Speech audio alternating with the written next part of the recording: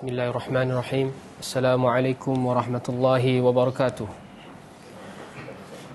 Innal hamdalillah, sesungguhnya segala kepujian, kemuliaan mutlak milik Allah. Nahmaduhu wa nasta'inuhu wa nastaghfiruhu wa natubu ilaih. Oleh itu, hanya kepada Allah kita memuji, kita meminta pertolongan, kita meminta pengampunan dan bertaubat kepadanya. May yahdihillahu fala mudhillalah wa may yudlil fala hadiyalah. Kerana barang siapa yang telah diberi hidayat oleh Allah Subhanahu wa taala, maka tiada siapa yang dapat menyesatkannya.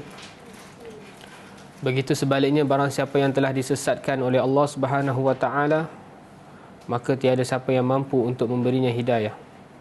Asyhadu an la ilaha illallah wahdahu la syarikalah wa asyhadu anna Muhammadan abduhu wa rasuluhu. Aku bersaksi bahawa tiada Tuhan yang benar berhak disembah melainkan Allah semata, tiada sekutu baginya. Dan aku bersaksi bahawa Nabi Muhammad sallallahu alaihi wasallam adalah hamba dan pesuruh Allah.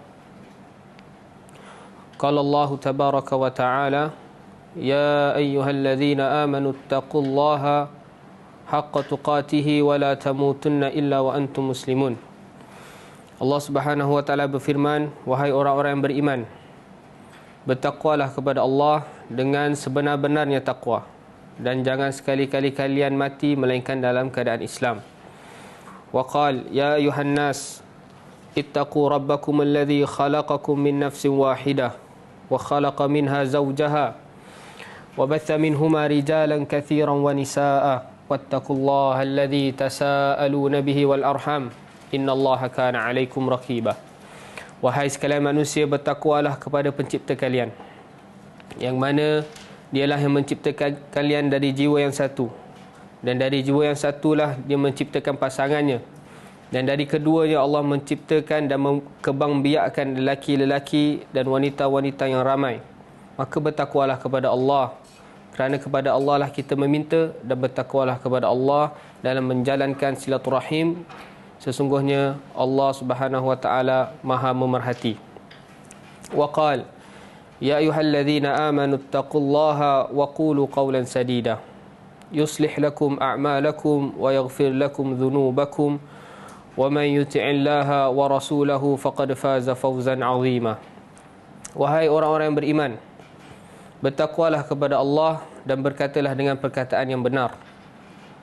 Sungguh nescaya Allah akan membaikkan segala urusan kalian dan juga mengampunkan dosa-dosa kalian.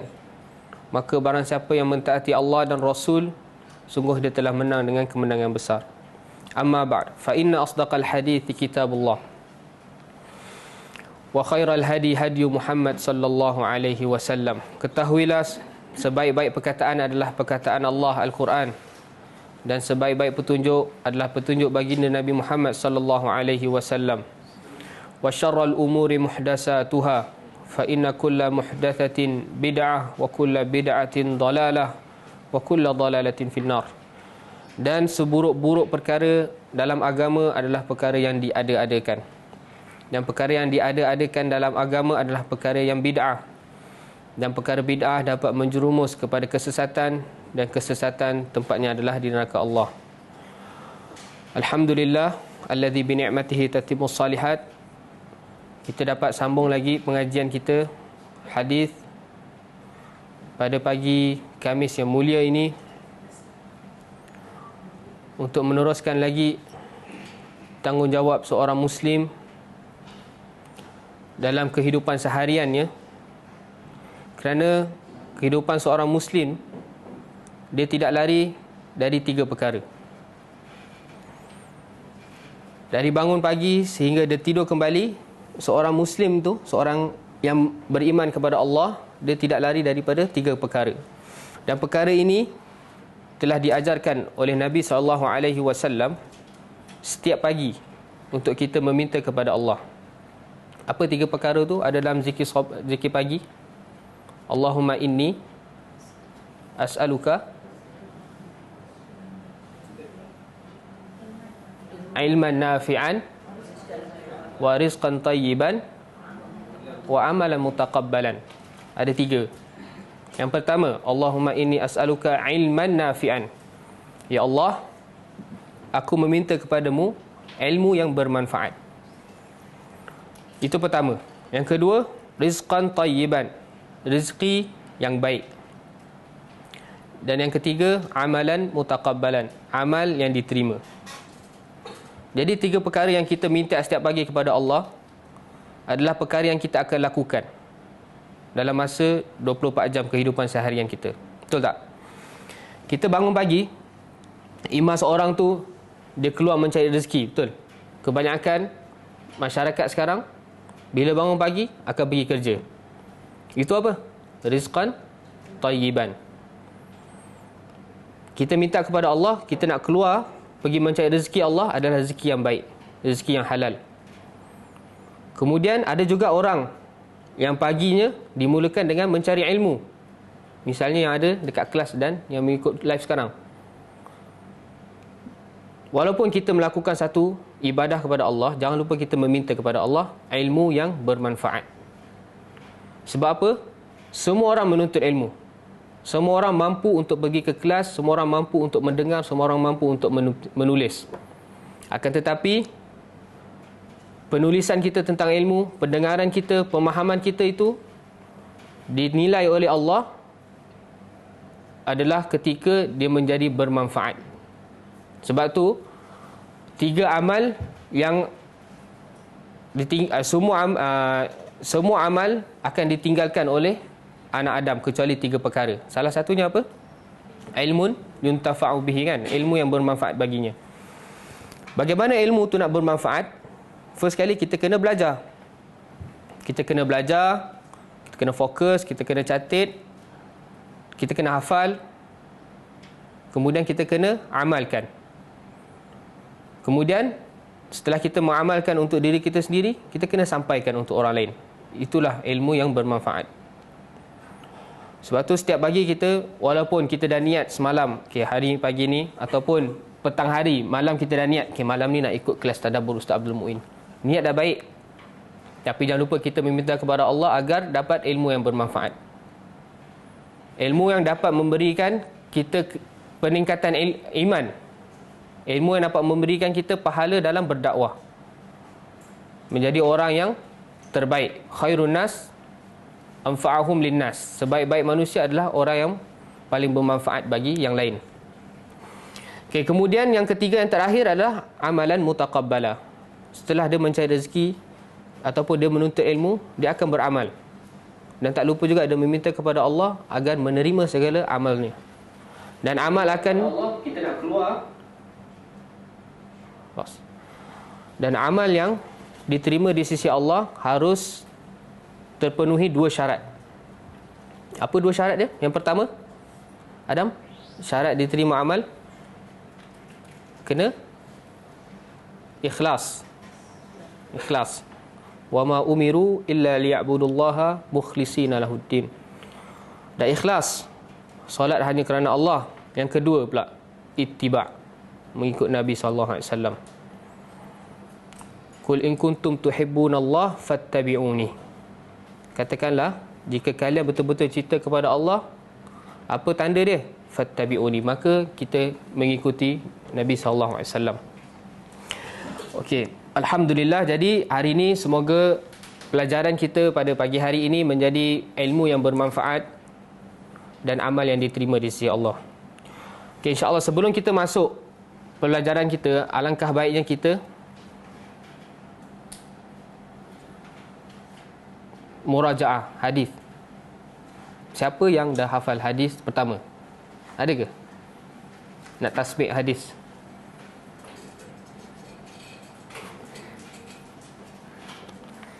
Ada yang dah hafal hadis pertama? Ni dah siri ke 5 Siri yang ke-5 ni kan? Siri yang ke-5 tapi tasmihnya hadis yang pertama.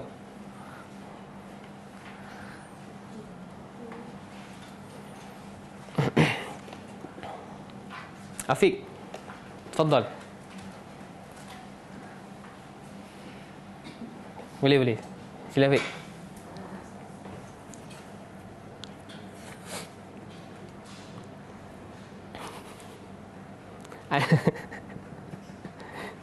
Tak boleh. Pas kat abang.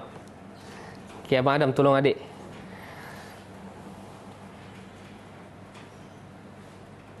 Amirul Mukminin Abi Hafsin Umar bin Khattab radhiyallahu anhu. Qal sami'tu Sami'tu Rasulullah sallallahu alaihi wasallam yaqul innamal a'malu binniyat wa innamal likulli imrin ma nawa. Faman kanat hijratuhu ila Allah wa rasulih fa hijratuhu ila ma ilallahi wa rasulihi.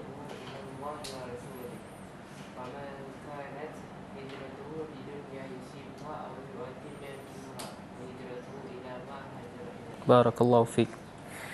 Okay, hadis yang kedua. Siapa yang hafal? Kita merajaah hadis yang kedua. An Umar ibn Khattab radhiyallahu ta'ala anhu aidan qala bainama nahnu julusun inda Rasulillah sallallahu alaihi wasallam idh tala'a alaina rajulun syadidu bayadi thiyab syadidu sawadis sya'ar la yura alaihi atharus safar wala ya'rifuhu minna ahadun hatta jalasa ila Nabi sallallahu alaihi wasallam, betul? Fa asnada rukbatayhi ila rukbatay wa wada'a kaffayhi ala fakhizay wa qala ya Muhammad akhbirni anil Islam. Okey, siapa boleh jawab? Faqala Nabi sallallahu alaihi wasallam al-Islamu an tashhada an la ilaha illallah wa anna Muhammadar Rasulullah wa tuqima salat wa tu'tiyaz zakah wa tasuma Ramadan wa tahujjal bait in istata'ta ilaihi sabila. Qala sadaqta. Fa'ajibna lahu yas'aluhu wa yusaddiquhu. Okey, kemudian yang seterusnya. Qal fa akhbirni anil iman. Okey, apa itu iman? Secara bahasa siapa boleh? At-tasdiq, betul? At-tasdiq wal iqrar wal i'tiraf. Iman secara bahasa adalah tasdik. Tasdik membenarkan, kemudian iqrar menetapkan, kemudian al-i'tiraf mengakui. Kena tiga perkara tu secara bahasa. Tak cukup hanya membenarkan, dia harus menetapkan juga dan dia harus juga mengakui. Itu secara bahasa. Secara syarak, apa itu iman? Apa dia? Al-i'tiqad al-jazim fil zihni, betul? Wa ma'taqada alai, itu akidah. Itu akidah. Iman secara syarak adalah al-qawlu bil lisan wal amalu bil janan. Al-qawlu bil lisan wal i'tiqadu bil janan wal amalu bil abdan. Betul tak? Ke minggu lepas cepat sangat, tak sempat tulis? Ha? Okay, hari ni kita betul-betul slow insya-Allah. Jangan risau. Tapi kita murajaah dulu, biar tak sia-sia minggu lepas. Okay, al-iman lughatan tasdiq, lepas tu takrir, lepas tu iktiraf. Tasdik membenarkan, takrir, iqrar menetapkan, dan iktiraf mengakui. Secara bahasa. Secara istilah, al-qawlu bil lisan, perkataan dengan lisan. Iman tu mesti ada perkataan dengan lisan. I'tiqadu bil janan, beriktikad ataupun dengan hati, mengakui dengan hati. Kemudian al-amalu bil abdan, dia kena perbuatan. Semua itu dirangkumi dalam hadis al-imanu bid'un wa sab'una syu'bah, betul? Iman tu ada 73 hingga ke 79 cabang. Fa'alaha qaulul la ilaha illallah. Itu al-qaulu bilisan. Perkataan la ilaha illallah adalah iman yang paling tinggi. Wa adnaha, dan yang paling rendah sekali, imatatul adza anit tariq. Membersihkan atau mengetepikan gangguan di jalan. Itu apa? Al-amalu bil abdan. Perbuatan. Kemudian al-haya'u syu'batun minal iman. Dan perasaan malu untuk melakukan maksiat atau melakukan perkara-perkara yang dimurkai Allah adalah sebahagian daripada cabang iman. Itu hati, amalan hati. Jadi jelas. Jangan ada orang cakap iman tu hanya amalan hati je, tak perlu untuk beramal. Selagi dia tak beramal, dia belum beriman. Selagi dia tak bersyahadat, dia belum beriman. Dia dah beramal, dia dah beriktikad, tapi dia tak bersyahadat. Dia dah beriman belum? Belum. Contohnya siapa? Abu Talib. Dia dah yakin bahawa Nabi adalah pesuruh Allah. Bahkan dia dah beramal, dia menolong Nabi, menolong agama Islam. Tapi bila ketika Nabi SAW suruh bersyahadat je, syahadat dengan satu je, ya ammi kul la ilaha illallah, wahai paman, wahai pakcikku, katakan la ilaha illallah. Tapi dia tak nak. Akhirnya dia masuk neraka. Jadi benda ni kena betul-betul jelas. Okey, kemudian iman ini adalah perbahasan dalam akidah. Akidah secara bahasa apa? Dari perkataan uqad, betul? Aqdu, al-aqdu, satu simpulan yang ketat. Sekarang pun kita dah jadi bahasa Melayu. Akad, akad jual beli, akad nikah. Itu secara bahasa. Akidah secara syarak pula apa? Secara istilah tu apa tadi akad cakap? Al-i'tiqad apa? Al-jazim fil dhihni wa taqada alaihi al-qalb. Apa yang disimpulkan dalam otaknya, sesuatu yang dia yakini dengan benar, kemudian dia simpulkan dalam hati, iaitu akidah secara istilah. Kemudian akidah secara syarak apa? Apa-apa yang berkaitan dengan usuluddin. Itu yang pertama. Usuluddin tu terkait dengan rukun iman. Kemudian apa? Umul ghaib, perkara-perkara yang ghaib. Contohnya perkara yang ghaib, syurga, neraka, azab kubur, nikmat kubur dan lain sebagainya. Kemudian wama ajma' alaihi salaful ummah. Betul? Apa-apa yang telah ijma' disepakati oleh salaful ummah. Okey, semua kemudian ada tambahan sikit. Ini poin baru untuk akidah. Apa sumber akidah, sumber untuk kita mengambil akidah? Masadir, kalau bahasa Arab dia masadir talaqi al-aqidah. Tak pun kita terus pergi dekat bot, insya-Allah.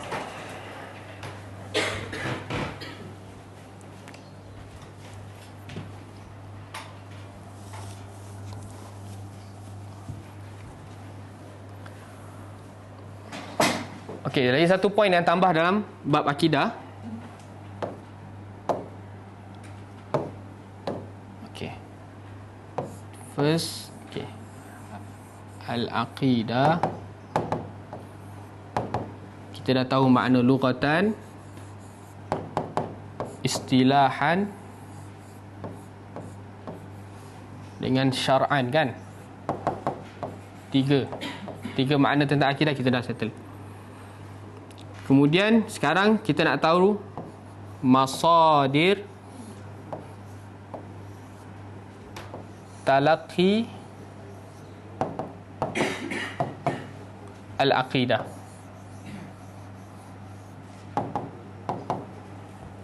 Okey, jelas tak? Masadir ni sumber, talaqi pengambilan. Dah jadi bahasa Melayu juga, kan? Bertalaki. Bertalaki tu seorang murid bertemu dengan guru dia untuk mengambil ilmu. Itu mengambil ilmu akidah. Apa masadir talaki dia? Masadir talaki dia ada dua sahaja. Al-Kitab, iaitu Al-Quran,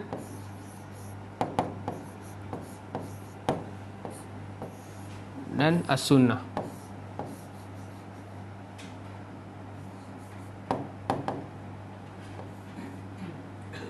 iaitu al-hadis.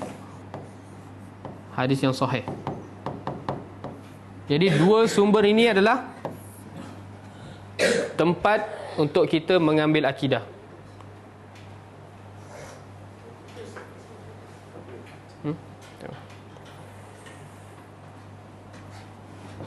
Yang pertama Al-Quran dan yang kedua hadis. Kenapa kita kena tahu benda ni? Sebab ada kelompok lain yang dia tambah lagi 2, 3, 4 dan lain sebagainya. Contoh salah satunya dia tambah apa? Akal. Okey, yang tadi akak cakap ijma', qaulu sahabi, lepas tu qiyas dan lain sebagainya tu, itu semua kembali kepada Al-Quran dan Sunnah. Ulama nak berijma', dia berdasarkan apa? Berdasarkan dalil. Qiyas juga, dia dikiaskan dengan dalil. Misalnya dalam Al-Quran ada pengharaman arak, kan? Sekarang ada macam-macam air lagi, bukan setakat arak yang boleh memabukkan. Dia dikiaskan dengan arak, iaitu berdasarkan dalil juga. Qaulu sahabi juga, ia berdasarkan dengan Al-Quran dan As-Sunnah. Jadi itu memang jelas. Cuma kita nak tambah perkara yang tak kembali kepada Al-Quran dan Sunnah. Misalnya ada orang, dia mengambil akidah dia berdasarkan akal. Ada kelompok, ini kelompok kita panggil Ahlul Kalam. Itu dah bab jauh lah. Tapi kita cuma nak biar jelas kenapa kita kena belajar masalah talaqi akidah ni. Orang Ahlul Kalam ni, apa dia punya kaedah dalam pembelajaran akidah dan juga agama ni? Taqdimul aql. Ni tak payah tulis pun tak apa, cuma tambahan je. Taqdimul aql ala naql. Ahlul Kalam ni,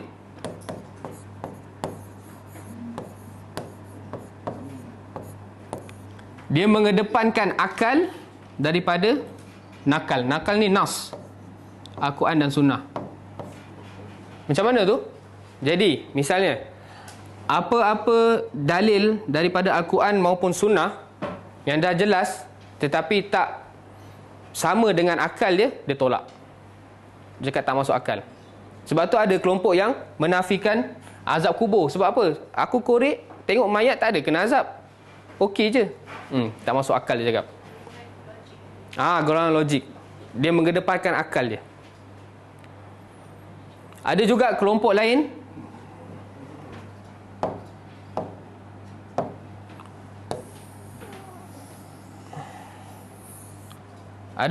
lain dia menjadikan sumber rujukan akidah dia apa? Al-manam, mimpi. Jadi tok syekh dia mimpi satu bentuk dalam agama ni, tapi tak ada dasar dia pun dalam Al-Quran maupun Sunnah. Tapi dia boleh ambil untuk beragama dan dia yakin bahawa itu pahala. Jadi, faham tak? Jadi itu pun satu perkara yang bukan berlandaskan akidah Ahlussunnah wal Jamaah. Jadi akidah Ahlussunnah wal Jamaah, sumber mengambil akidah ataupun agama, ad-din, dua saja. Al-Quran dan As-Sunnah. Dalil dia apa? Allah SWT berfirman, fa'in tanaza'tum fi syai'in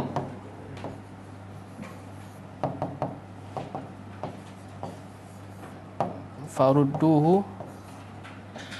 Betul tak? Ayat apa ni? Fa in tanaza'tum fi syai'in farudduhu ila Allah wa Rasul. Siapa boleh cari?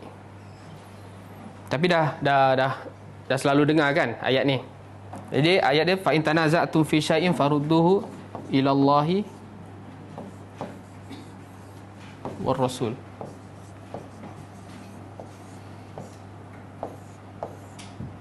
Allah adalah kitabullah dan Rasul adalah berdasarkan hadis. Dalil daripada hadis pula, Nabi SAW bersabda apa? Taraktu fikum amraini lan tadillu in tamassaktum bihima, kitab Allah wa sunnati. Nabi SAW berfirman, Nabi SAW bersabda, telah aku tinggalkan kepada kalian dua perkara, yang mana kalau kalian pegang benda dua perkara ni, kalian tak akan sesat selamanya, iaitu kitab Allah, iaitu Al-Quran, dan sunnati, sunnah aku. Okey, jelas Ada pertanyaan?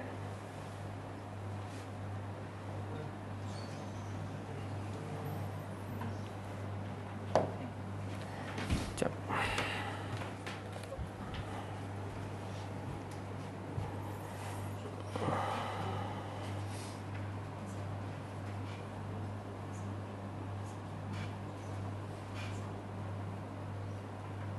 Surah An-Nisa ayat 59. Surah An-Nisa ayat 59.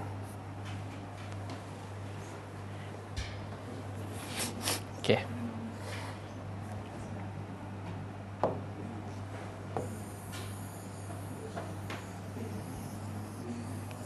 Okey, insya-Allah hari ini kita akan masuk rukun yang pertama, iaitu antu'mina billah. Jibril bertanya kepada Nabi SAW, fa'akhbirni anil iman, dan kabarkanlah kepadaku apa itu iman. Nabi menjawab dengan jawapan rukun iman. Antu'mina billah, iaitu engkau beriman kepada Allah. Jadi beriman kepada Allah merupakan usulul iman, asas keimanan. Jadi kalau dia beriman kepada malaikat ataupun selain daripadanya, tapi tak beriman kepada Allah, maka sia-sialah iman dia. Jadi beriman kepada Allah merupakan usulul iman. Sebab tu Nabi SAW meletakkannya yang pertama. Okay, apabila bercerita tentang beriman kepada Allah, maka kita bercerita tentang tauhid. Minggu lepas kita dah sentuh bab ni kan. Dan kata lawannya adalah syirik. Jadi rukun kita yang pertama ni tak lari daripada dua perkara ini. Okey, tauhid pula minggu lepas kita dah bahas sedikit sebanyak, terbagi menjadi 3. Ataupun nak bagi menjadi 2 pun boleh. Kalau orang cakap 3 itu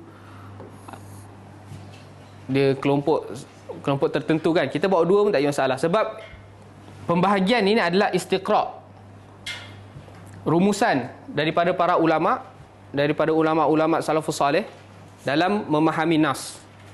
Jadi memang tak ada dalil Nabi SAW cakap in qasama tauhid ila salasati aqsam, tak ada, tak akan jumpa.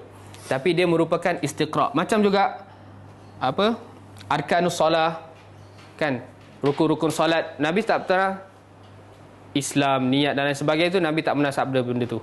Tapi itu adalah istiqra', rumusan dari para ulama untuk memudahkan kita memahaminya. Jadi rumusan para ulama memahami segala nas daripada Al-Quran maupun sunnah tentang tauhid, iaitu apa yang berkaitan dengan Allah, terbagi menjadi 2. Boleh juga terbagi menjadi 3. Okey, yang pertama adalah tauhid al-ilmi. Yang kedua, tauhid al-amali. Tauhid ilmi ni asal perkataan daripada ilmu, pengetahuan. Amal asal perkataan daripada amal perbuatan. Jadi yang pertama tauhid ilmi ini terkait dengan rububiyah, iaitu kita beriman ataupun kita mempelajari, kita memahami tentang rububiyah Allah. Hari ini kita akan bahas insya-Allah. Kemudian yang kedua, tauhid ilmi adalah al-asma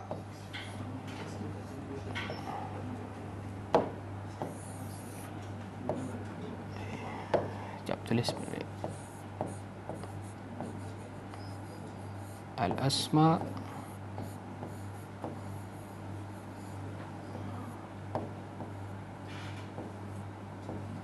wa sifat, berkaitan dengan nama-nama dan sifat-sifat Allah. Kita kena ketahui. Belum ada amal lagi. Ni hanya kita kena mempelajari, kita kena faham, kita kena yakin. Sebab tu dinamakan tauhid al-ilmi.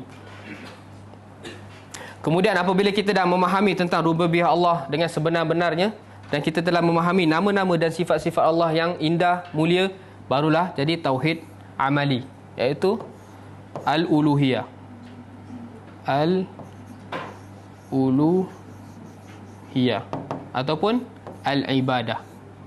Barulah kita beramal. Kita melakukan ibadah, apa-apa bentuk ibadah hanya kita salurkan, kita persembahkan hanya kepada Allah. Jadi ada masalah tak dengan tauhid? Sangat jelas. Tauhid merupakan asas akidah seorang Muslim. Jadi kalau kita nak belajar tauhid, kita pening, maka ketahuilah ilmu tu ilmu yang tak betul. Betul tak? Dia nak ajar tauhid, tapi belum sampai ilmu, dah belum sampai ilmu, tak boleh sampaikan, tak sampai akal. Tak masuk akal pun. Kau nak belajar satu yang berkaitan dengan Allah, tapi Allah tak nak bagi kita faham. Jadi pembelajaran yang berkaitan dengan Allah, Allah mesti mempermudahkan untuk kita memahaminya. Dan pelajaran ni sangat mudah. Betul tak? Adam dengan ni pun dah faham, betul tak? InsyaAllah. Sekejap lagi terangkan. Okey, jadi kesimpulan dia pun bahagi menjadi 3. Sebab memang kita dah sentuh minggu lepas, nas daripada Al-Quran maupun sunnah dia tak lari daripada 3 perkara ni apabila dia berbicara tentang Allah Subhanahu Wa Taala. Okey.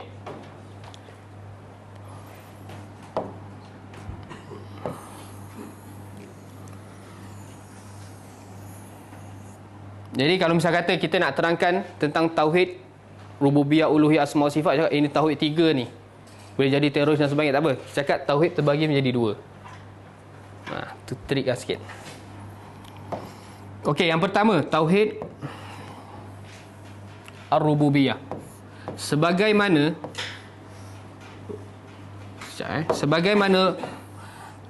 aslul iman adalah beriman kepada Allah, dan aslul tauhid adalah tauhid ar-rububiyah. Rububiyah.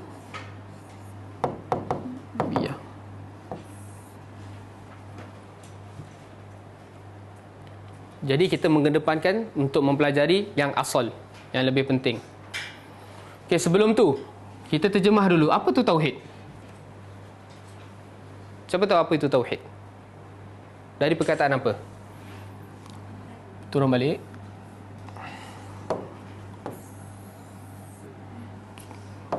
Okay, tauhid secara bahasa, lughatan, dari perkataan wahada,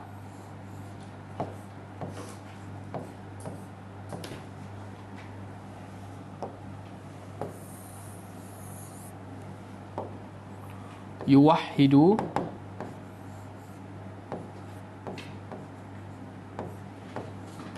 tauhidan. Okey, jelas Tauhid ni adalah kata terbit daripada perkataan wahada yuwahhidu. Apa makna wahada yuwahhidu secara istilah dia?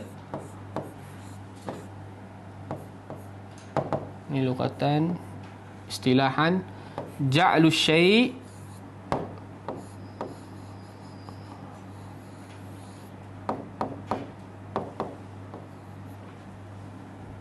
wahidan.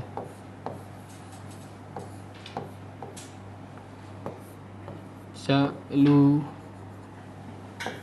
syai'i wahidan. Kita ambil masa. Tulis dulu.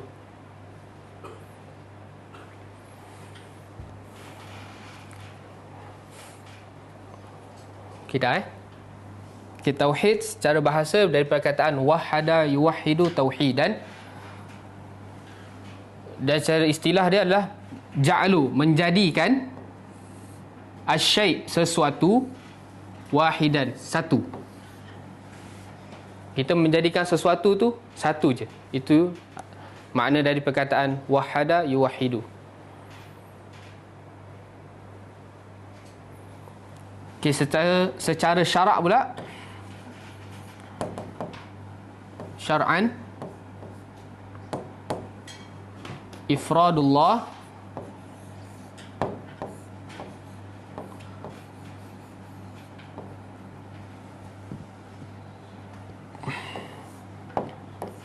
birrububiyah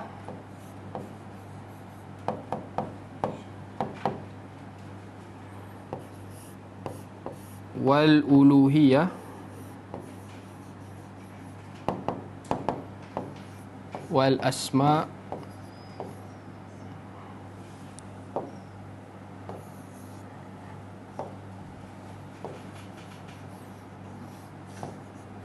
was sifat.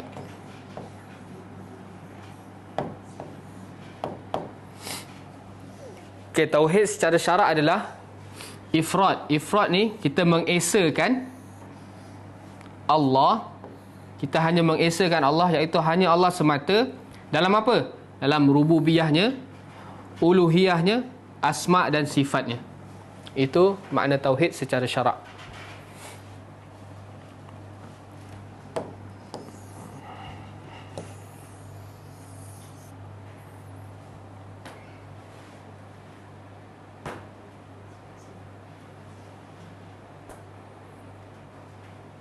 Okey, jadi hari ini kita masuk tauhid yang pertama, iaitu tauhid ar-rububiyah.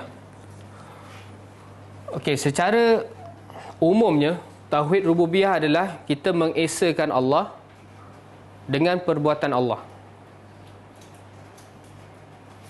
Saya terangkan secara umum dulu, nanti kita akan bahas secara bahasa. Jadi tauhid rububiyah adalah kita mengesakan Allah dengan perbuatan Allah. Jadi ini tauhid rububiyah ini tak terkait dengan perbuatan kita. Ia khusus bagi perbuatan Allah. Allah yang mencipta, Allah yang memiliki segala sesuatu, Allah yang mentadbir, Allah yang menghidupkan, mematikan, memberi rezeki dan lain sebagainya. Itu semua perbuatan Allah. Kita tidak menyekutukan perbuatan Allah tu. Kita tak kata ada benda lain yang menurunkan hujan selain Allah. Awan mendung adalah sebab, tetapi yang menurunkan hujan hanya semata Allah. Sebab kadang awan tak mendung pun turun hujan juga, betul tak? Pernah terjadi. Cuaca cerah tapi turun hujan. Begitu juga yang memberi rezeki. Usaha merupakan sebab, tapi yang memberi rezeki secara mutlak hanya Allah Subhanahu Wa Taala. Okay, jadi tauhid rububiyah ini secara bahasa adalah dari perkataan ar-rabb.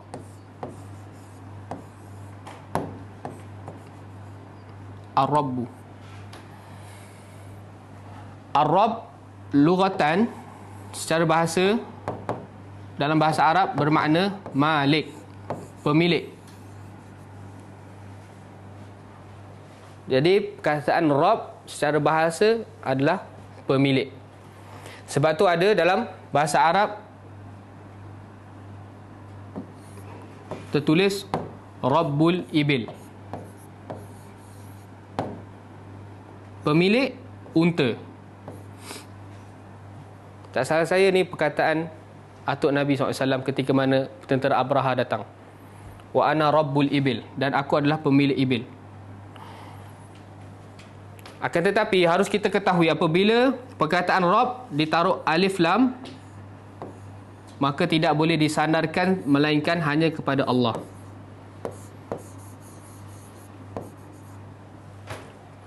Okey.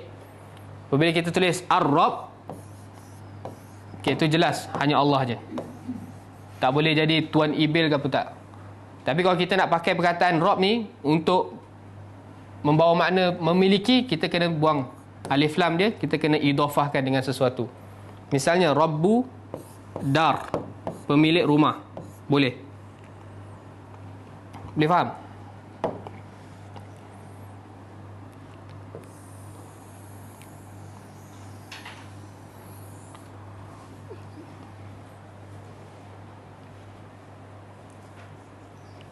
Okey. Sekarang secara syarak pula.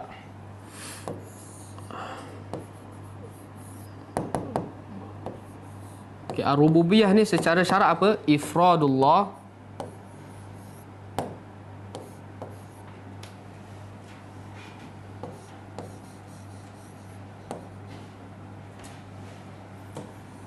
bil khalqi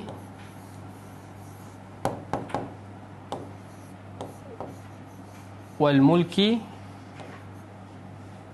wat tadbir.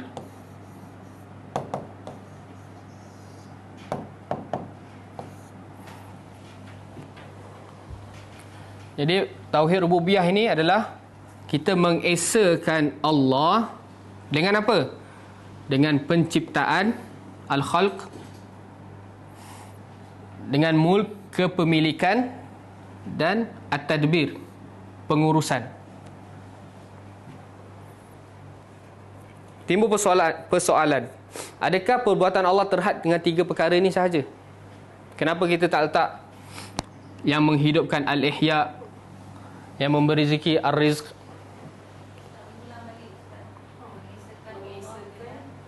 Mengesakan, makna rububiyah secara syarak adalah mengesakan Allah dengan al-khalqu, penciptaan.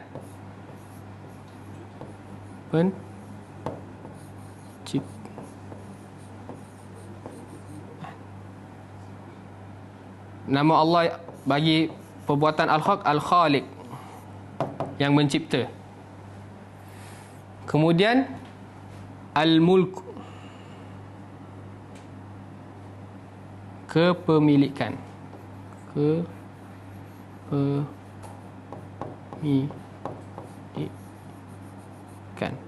Nama Allah bagi perbuatan al-mulk adalah al-malik.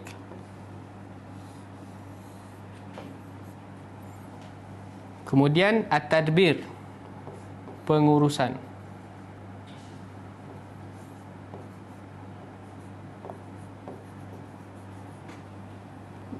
Nama Allah bagi sifat at-tadbir adalah al-mudabbir.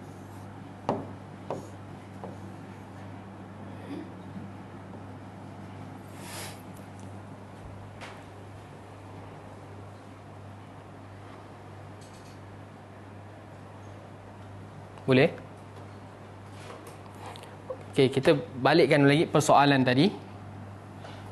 Jika makna ar-rububiyah secara syarak adalah mengesakan Allah dengan penciptaan, al-khalq, dan kepemilikan, al-mulk, dan pengurusan tadbir. Kenapa para ulama tak letak ar-rizq, al-ihya, yang memberi rezeki, yang mematikan, yang menghidupkan, yang menurunkan hujan?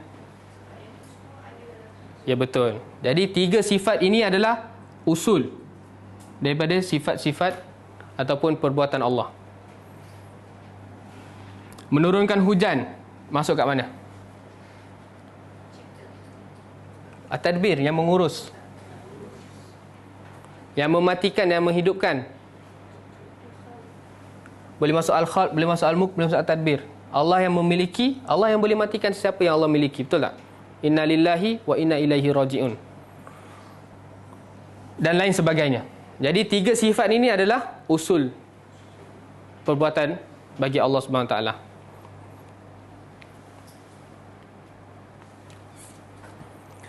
Okey, pembelajaran tauhid rububiyah ni adalah sangat penting. Sebagaimana kita cakap, dia adalah usul tauhid. Sebab tauhid rububiyah, jika kita menghayati dan memahami dengan sebaiknya, maka kita tidak akan ada masalah dalam tauhid uluhiyah dan asma' wa sifat. Macam mana tu? Jika orang betul-betul mengimani dan meyakini bahawa Allah Subhanahu Wa Taala adalah pencipta dia, bolehkah dia nak bermaksiat kepada Allah? Sanggupkah dia nak mempersembahkan ibadah kepada selain Allah? Tak sanggup, tak mungkin, apabila dia betul-betul beriman dengan Al-Khaliq. Jika dia betul-betul faham tentang tauhid ar-rububiyah, sanggupkah dia nak meninggalkan solat? Tak sanggup. Sanggupkah dia nak berbuka di bulan Ramadan? Tak sanggup. Jadi perkara ni, rububiyah ni sangat-sangat penting untuk kita ajarkan kepada anak-anak kita, ahli keluarga, kerabat.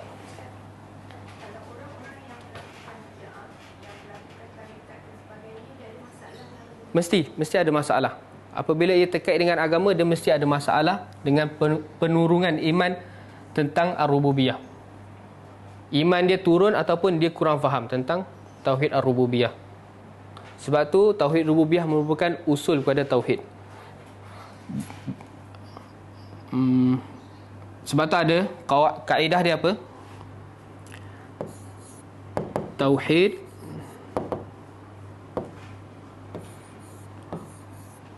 ar-rububiyah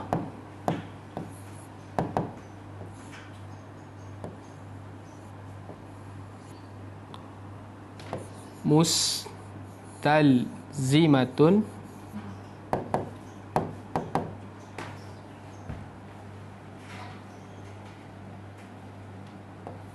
ala tauhid al-uluhiyah.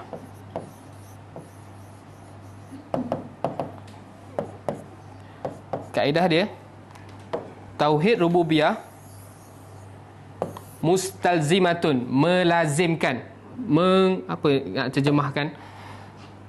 Istilah dia macam ni. Tauhid rububiyah yang benar, dia melazimkan tauhid uluhiyah yang benar. Faham tak? Jika tauhid seseorang tu tauhid rububiyah dia betul, tak ada masalah, maka secara lazimnya tauhid uluhiyah dia akan betul. Jika dia betul dah beriman ataupun dah meyakini bahawa Allah yang mencipta, Allah yang memiliki, Allah yang mentadbir segala sesuatu, maka uluhiyah, perbuatan ibadah dia akan betul. Dia akan salurkan segala perbuatan ibadah dia hanya kepada pemilik, hanya kepada pencipta dan pentadbir. Manakala tauhid al-uluhiyah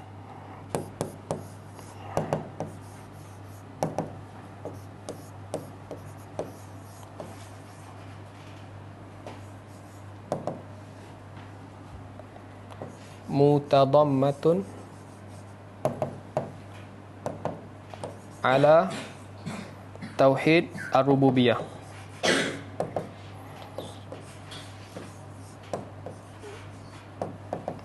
Manakala tauhid al-uluhiyah mutadammah, dah mencakupi tauhid ar-rububiyah.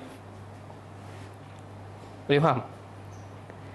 Apabila orang dah betul tauhid uluhiyahnya, maka secara tidak langsung tauhid rububiyah dia pun settle secara automatik. Dan mutadammah ni dah, okey, ni misalnya tauhid uluhiyah kan, dalam dia tauhid rububiyah. Betul. Tetapi tauhid rububiyah ni dia tak mutadammatun uluhiyah. Faham tak? Ada orang tauhid rububiyah dia okey, tapi tak semestinya tauhid uluhiyah dia okey. Faham tak? Kalau betul-betul, misalnya kaum musyrikin je lah, Allah SWT dah menetapkan bahawa dia mempercayai bahawa Allah yang mencipta. Wala in sa'altahum man khalaqas samawati wal ard la yaquluna Allah. Allah sendiri berfirman, ya Muhammad, wahai Muhammad, apabila kau tanya kepada orang kufar Quraisy ni, siapa yang mencipta langit dan bumi, la yaquluna Allah, mereka nescaya cakap Allah. Rububiyah dia dah okey, tetapi tak semestinya rububiyah okey, dia dah okey dekat uluhiyah. Dia cuma melazimkan je. Faham tak? Mencakupi lisan, hati dan perbuatan, balik kepada iman. Okey, sebab tu pembelajaran tauhid al-rububiyah ni sangat penting.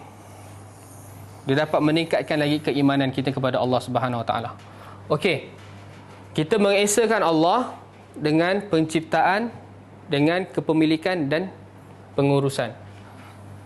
Sebab kata lawan bagi tauhid ar-rububiyah ni adalah orang-orang yang tak percaya kepada Tuhan. Sebab tu umat-umat terdahulu sampai pun Firaun, mereka tak ada masalah tentang tauhid rububiyah. Cuma keimanan mereka tidak jitu tentang tauhid rububiyah. Faham tak? Mereka tidak menafikan bahawa ada pencipta bagi alam ini. Tetapi zaman kita sekarang dah berubah. Apabila dah masuk daya-daya ahlul kalam tadi mengedepankan akal, akhirnya dia menidakkan bahawa ada pencipta dekat muka alam. Jadi kita bawakan dalil, ada 5 dalil yang menerangkan bahawa dunia ini ataupun seluruh al-alamin, apa itu al-alamin? Sekian alam, al-alam, Rabbul alamin kan, surah Al-Fatihah. Al-alamin ni apa? Ma siwallah. Apa-apa selain Allah adalah alam. Apa pun selain Allah. Jadi Rabbul, pencipta, pemilik dan pengurus apa-apa selain Allah adalah Allah Subhanahu Wa Taala. Jadi alam ini ada pencipta dia, ada pengurusnya dan ada pemiliknya, iaitu Allah Subhanahu Wa Taala. Okay, yang pertama, Dalil dia daripada Al-Quran lah. Daripada An-Nas. Okey, dalail Ar-Rububiyah. Dalail adalah jamak dari dalil. Dalil pun dah jadi bahasa Melayu kan. Yang pertama An-Nas, iaitu Al-Quran was-Sunnah.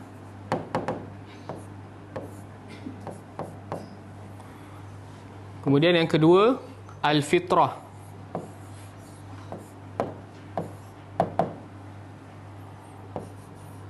Yang ketiga Al-Aql, akal.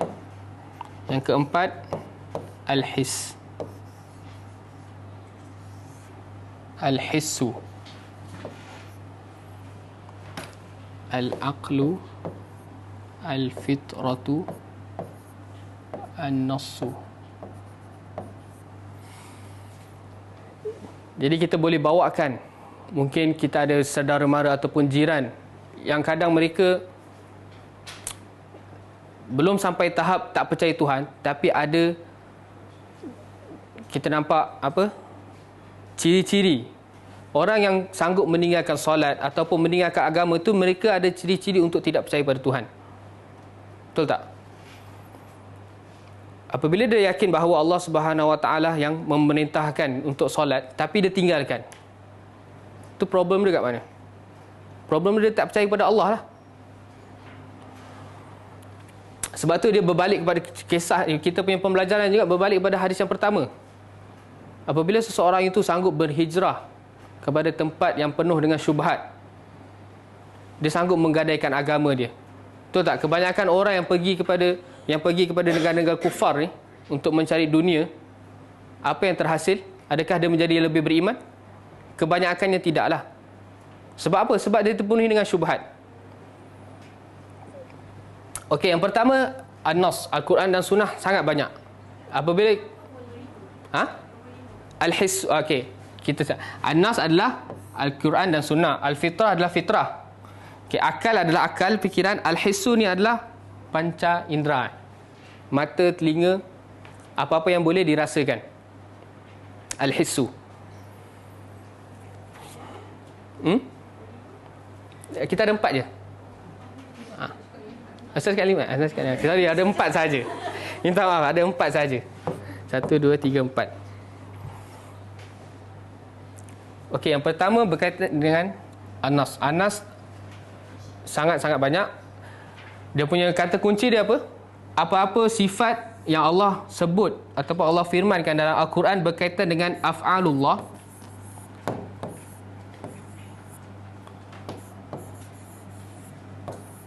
perbuatan Allah,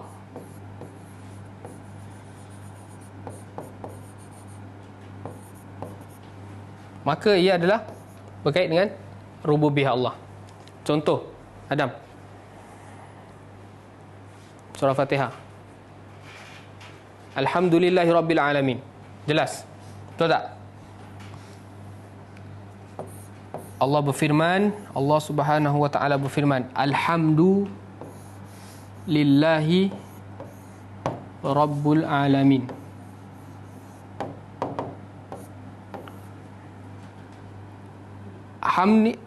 Kepujian ni ada alif lam. Jadi mencakupi segala bentuk kepujian dan kemuliaan. Allah sebut apa? Lillahi, hanya kepada Allah. Dan Allah sifat diri Allah sebagai Rabbul Alamin. Rabb ni apa? Al-Khaliq, Al-Malik dan Al-Mudabbir. Itu kata kunci dia.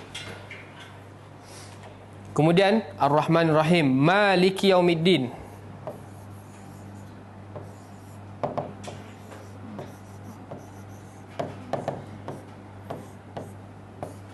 Penguasa, pemilik hari pembalasan.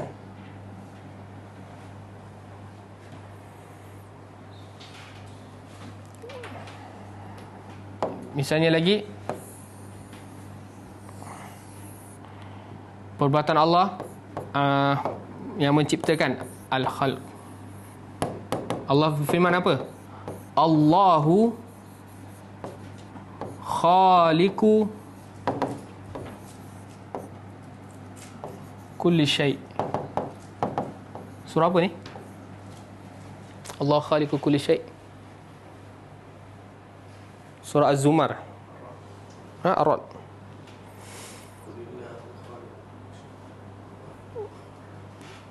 Surah Az-Zumar ayat 62.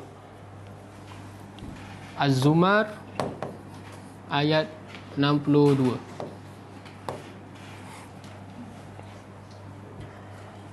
Dalil Allah sebagai pencipta secara umum.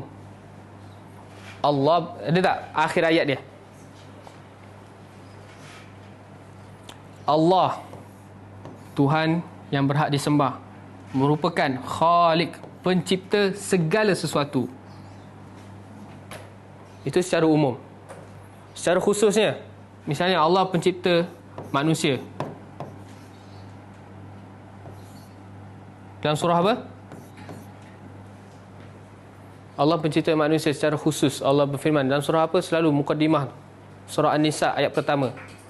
Ya ayuhan nas, ittaqu rabbakumul ladzi khalaqakum min nafsin wahidah.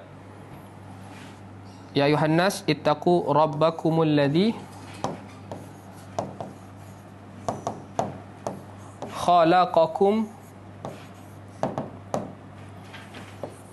min nafsin wahidah.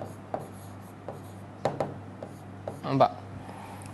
Selalu time mukadimah kita baca ayat tu dengar biasa-biasa je, tapi kalau kita dah faham ayat Allah nak menerangkan bahawa sesungguhnya wahai sekalian manusia, bertakwalah kepada Rabb, pencipta, pemilik dan pengurus yang mencipta kalian dari jiwa yang satu. Allah yang mencipta jin secara khusus. Allah sebab apa? Wa khalaqal jan min marijin min nar, kan? Ayat apa tu? Ar-Rahman. Aywa. Ar-Rahman.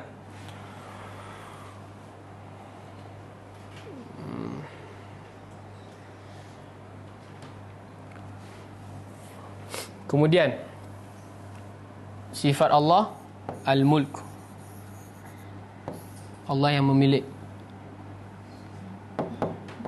Surah apa?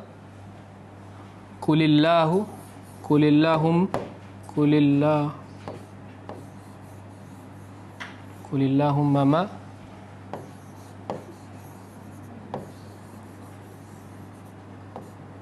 Kulillahumma malikul mulk.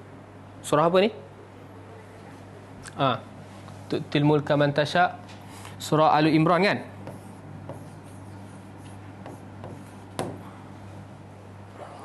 Ayat berapa? Ayat 26. Allah merupakan pemilik ataupun raja segala raja, segala pemilikan. Betul tak? Itu secara umum. Secara khususnya, Allah adalah pemilik kita. Surah apa? Kita ni adalah milik Allah. Surah apa? Qul a'udzu birabbin nas, malikin nas. Kita ni semua adalah milik pencipta Allah. Jelas. Jelas kita ni adalah kita ada mempunyai pencipta yang mencipta kita, yang memiliki kita dan mengurus segala urusan kita kat muka bumi ni. Jelas dalam Al-Quran.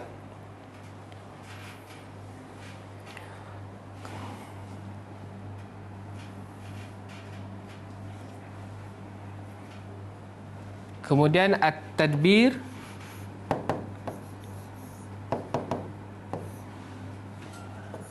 Allah SWT berfirman dalam surah As-Sajdah, yudabbirul amra minas samai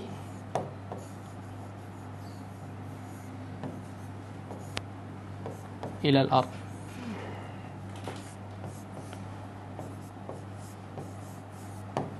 Surah As-Sajdah ayat 5. As-Sajdah ayat 5. Allah lah yang mengurus segala sesuatu perkara dari langit hingga ke bumi.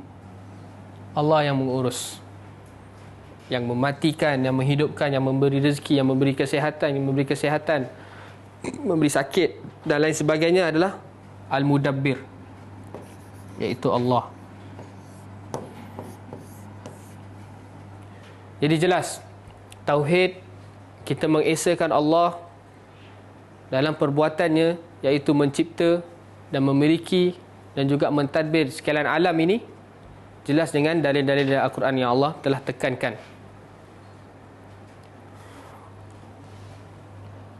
Jadi buka je Al-Quran, apa-apa yang terkait dengan af'alullah, perbuatan Allah, tak lari daripada 3 perkara ni.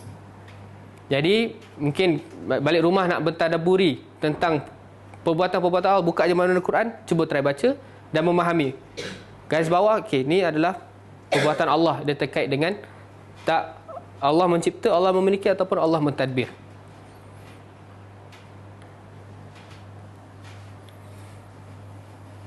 Okey, boleh Kita teruskan lagi Ke cepat sangat? Okey.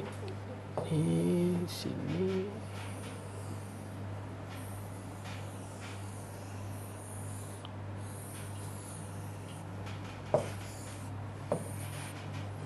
Yang seterusnya fitrah.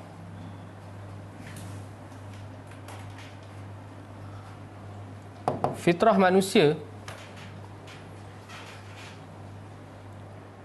memang telah ditetapkan oleh Allah Subhanahu Wa Taala untuk meyakini bahawa segala sesuatu ada penciptanya.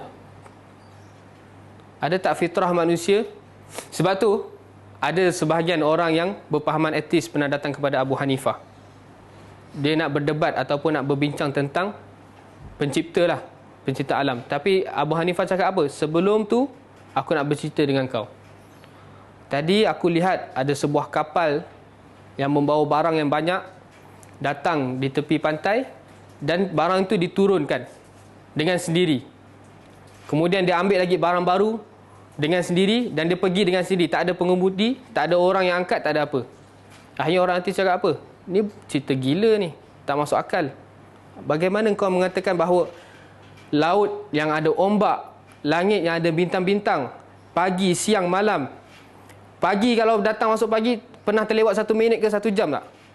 Kalau Allah nak menaikkan matahari, siapa yang mengurus tu? Takkan kau tak boleh percaya bahawa Allah ada pengurus di sebalik tu? Sebab secara fitrah dia dah jelas. Akal yang sihat, yang tak terpengaruh dengan da'ayah-da'ayah ataupun syubhat-syubhat, dah jelas bahawa segala sesuatu pasti ada pencipta dia. Bahkan kat muka bumi ni pun, semua ni ada yang buat. Tak mungkin dia terjadi dengan sendiri. Kadang kamera yang mahal ni pun kita takjub. Macam mana dia boleh zoom, boleh rakam. Kita yang kat luar boleh masuk dalam ni. Kita takjub dengan penciptaan tu. Tapi kita afala wa fi anfusikum afala tubsirun. Dalam diri kita ni, kita tak lihat ke Allah ciptakan kita bulu mata. Allah ciptakan kita kelopak mata ni yang tak perlu kita taruh minyak setiap hari untuk kita berkelip. Satu hari kita dah berkelip berapa kali. Allah ciptakan nafas, Allah ciptakan udara untuk kita hidup. Allah ciptakan hidung yang sama tapi boleh berhidu bermacam bau. Takkan itu terjadi dengan sendiri? Jadi fitrah manusia ni dah jelas bahawa meyakini bahawa Allah ataupun ada pencipta di sebalik penciptaan. Ataupun kalau kita nak ambil dalil daripada Al-Quran, Allah SWT berfirman dalam surah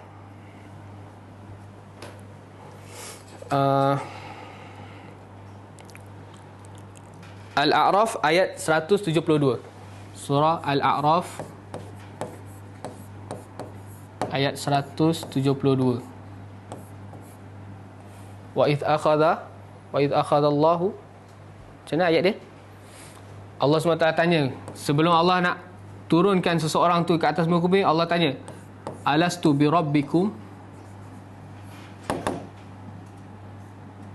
Alastu bi rabbikum?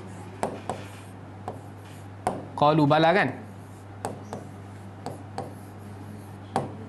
Qalu bala syahidna. Allah dah terangkan sebelum penciptaan kita dekat rahim, alam rahim ibu kita, Allah dah tanya kat kita setiap seorang, alastu bi rabbikum, bukankah aku adalah pencipta, pemilik dan mengurus engkau? Dan kita dah mengakui, kita berkata ya. Nabi SAW juga bersabda, kullu mauludin yuladu alal fitrah. Semua yang lahir terlahir dalam keadaan fitrah, bersih, bagaikan kain putih. Dia jadi sesat ataupun jadi tak kenal Allah macam mana? Tergantung fa'abawaihi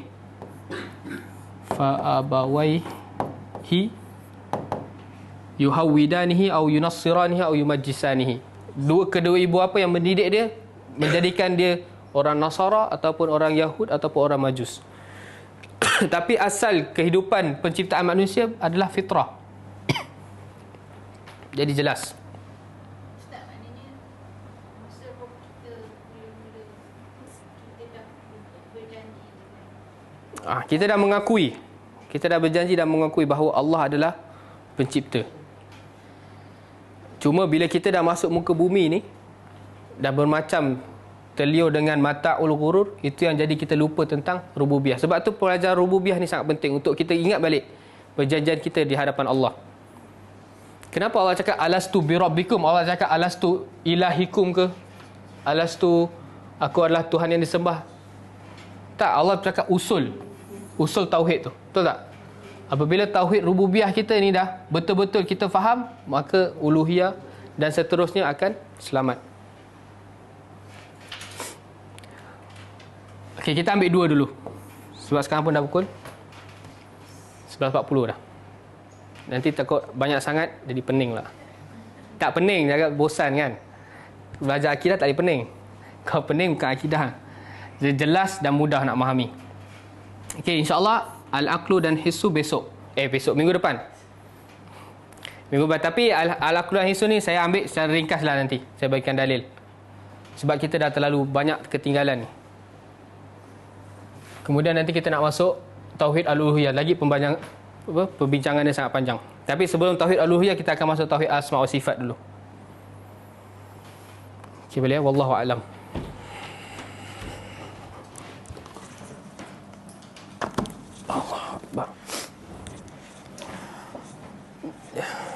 Jadi akidah Ahlussunnah wal Jamaah ni, kalau kita ajar kat budak kecil pun dia tak pening kepala. Dia akan jelas faham, okey, Allah adalah pencipta. Jadi selayaknya kepada penciptalah kita beribadah. Kita ikhlaskan. Kita meminta, betul tak? Apabila anak-anak kita dah yakin bahawa Allah yang mencipta, Allah yang memiliki, Allah yang mengurus, selayaknya dia meminta hanya kepada Allah atau tidak? Dia hanya meminta kepada Allah. Apabila dia terbawa dakwah, orang-orang yang ajak dia, contohnya pergi ke kubur fulan dan fulan, jom kita minta, fitrah dia akan lawan benda ni. Kalau dia faham tentang rububiyah, betul tak? Aku adalah hamba Allah. Aku adalah milik Allah. Dan segala urusan aku ni, kadang doa aku dimakbulkan oleh Allah. Rezeki aku diberi oleh Allah. Takkan tiba-tiba aku nak minta kepada mayit yang tak mampu. Nak bangun pun tak mampu, apalagi nak berikan atau mudarat ataupun manfaat. Jadi kesimpulan hari ini,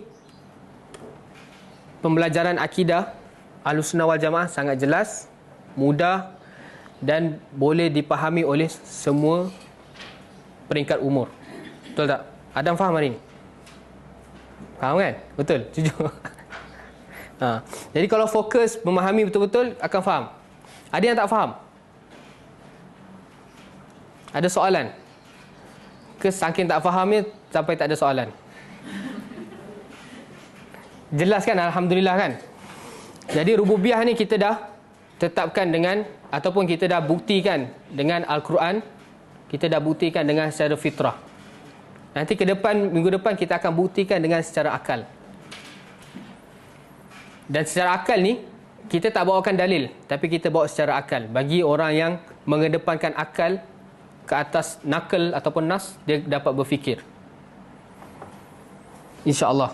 Sebab tu, apabila kita cakap sumber akidah adalah Al-Quran dan Sunnah, itu tidak bermakna kita membuang akal kita ni. Faham tak? Akal adalah alat untuk memahami Al-Quran dan Sunnah, tetapi bukan untuk menentukan. Boleh faham? Salah. Tak, prioriti yang pertama sekali Al-Quran dan Sunnah. Dua nas ni kita terima dengan akal. Kita bukan tak boleh Al-Quran nafsu. Kita bukan Al-Quran dan Sunnah, tetapi bila kita tak masuk dalam akal, kita mengedepankan akal kita. Sebab tu kaedah cakap apa? Al-aqlus sarih la yunaqidu an-naqlus sahih. Akal yang sihat tidak mungkin akan bercanggah dengan nas yang sahih. Jika bercanggah, dia ada beberapa kemungkinan. Yang pertama, mungkin nas tu tak sahih.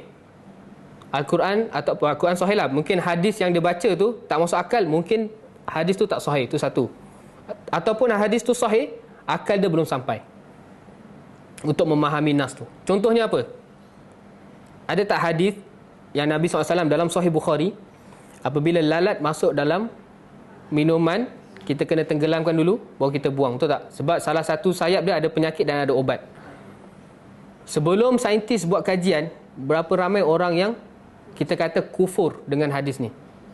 Hadis ni dalam Sahih Bukhari, jadi tak mungkin dia tak sahih. Tapi seakan-akan bertentangan kan. Lalat ni dah pergi toilet lah, dah pergi tong sampah lah, lain macamnya, tiba-tiba masuk air, Nabi suruh celup. Tak masuk akal lah. Dia dah tolak, nampak tu. Tetapi bila saintis dah buat kajian, ada saintis buat kajian, benda ni betul, baru nak terima.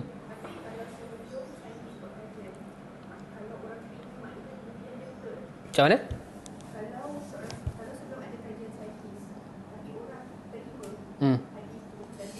Itu betul lah. Betul lah. Itu rububiyah dia, tauhid dia, akidah dia betul. Dia mengedepankan prioriti yang utama. Sebab tu bila nas tu dah sahih, tiba-tiba akal kita tak masuk, kita sabar dulu. Kita kena iman dulu. Jangan terburu-buru. Begitu dulu, zaman dulu, setahu saya pernah dengar cerita, dunia ni mengatakan bahawa sumber kehidupan tu adalah daripada seorang wanita, bukan lelaki. Daripada rahim seorang wanita kan, terjadilah pembentukan manusia. Tetapi Al-Quran cakap apa? Kita ni semua dari mimmani yumna, daripada air mani seorang lelaki. Bertentangan tak dengan akal kita time tu dulu? Diorang punya kajian baru sampai tahap kehidupan manusia tu dari rahim, bukan daripada lelaki. Berapa ramai orang kufur dengan ayat Al-Quran. Akan tetapi baru sekarang diorang kaji sumber kehidupan tu daripada air mani seorang lelaki. Begitu. Jadi sebab tu masadir talaki kita adalah Al-Quran dan Sunnah. Akal kita digunakan sebagai alat untuk memahami keduanya, bukan sebagai penghukum untuk satu akidah. Boleh faham insya-Allah? Okey, kalau tak ada soalan, kita tutup dengan doa kafaratul majlis. Subhanakallahumma wa bihamdika, asyhadu an la ilaha illa anta, astaghfiruka wa atubu ilaik. Assalamualaikum warahmatullahi wabarakatuh. كتاب الله ترق جنانه وتنى العظيم